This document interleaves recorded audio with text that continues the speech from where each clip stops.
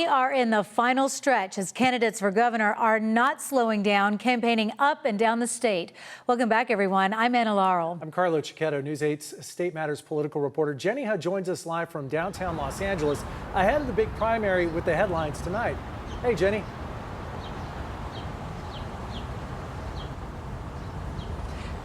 Hello and good evening from downtown Los Angeles, where one of the leading Democratic candidates, Xavier Becerra, will be hosting his election night watch party tomorrow night. Becerra emerged as one of the frontrunners of the race following former candidate and former Congressman Eric Swalwell's sudden exit.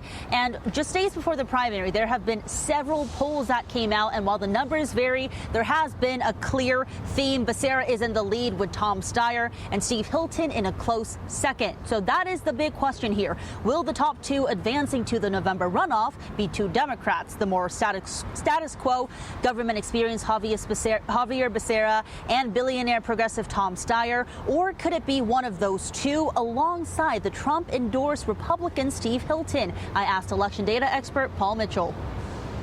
Who among the candidates that might be able to win am I most aligned with? And so that has pushed a lot of voters towards either Becerra or Steyer, a lot of the Democratic voters.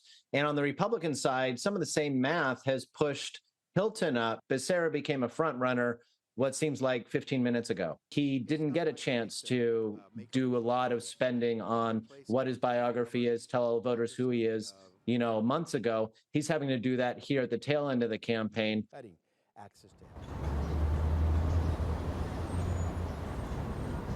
Mitchell says there are strategic voting voters, especially Democratic ones, in this primary. Just a couple of weeks ago, there was the very real concern Democrats could split the vote among all of their candidates, allowing for two Republicans to advance to November. Now, that is less likely, but voters, experts say, are choosing to be safe, still voting for a Steyer or Becerra rather than someone they may actually want to vote for, like Katie Porter, Matt Mahan, Tony Thurmond, and Antonio Villaraigosa.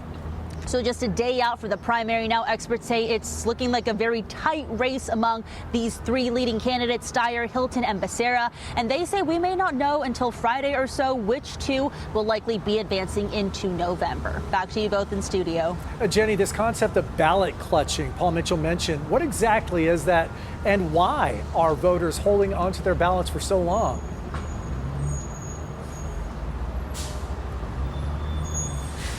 Yeah, Carlo, it's exactly what it sounds like, ballot clutching, just holding on to these ballots until the last minute, really. And a lot of that is, it's really the uncertainty and kind of this chaos and series of developments that we have seen, especially on the Democratic side of this gubernatorial race, right? With Katie Porter and Eric Swalwell, there's just been a lot that Democratic voters have had to navigate. So they're holding on to their ballots until just a day out or maybe the day of the primary to look for some sort of guidance from state leaders or even these polls to better indicate to them, okay, these are the leading Democratic candidates. They're likely the viable Democratic candidates to be able to advance into November and prevent a Republican, in their case, from becoming California's next governor. Yeah, voters taking their time to be sure. That's pretty understandable in this current climate. Jenny Hutt reporting for us. Thanks, Jenny.